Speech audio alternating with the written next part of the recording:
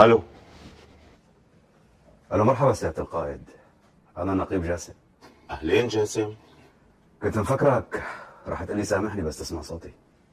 سامحك على شو؟ على انه كل هالعمر طلعت مخدوع فيك ومفكرك قائد. شو هاد؟ مثل ما سمعت، ما في قائد بيترك زلمه بالنار. انت مالك فهمان شيء. يلي بفهمه انك طلعت صغير، وبوط اصغر عسكري عندي طلع بيسوى كل رتبك. خراسه لك. انت ولك.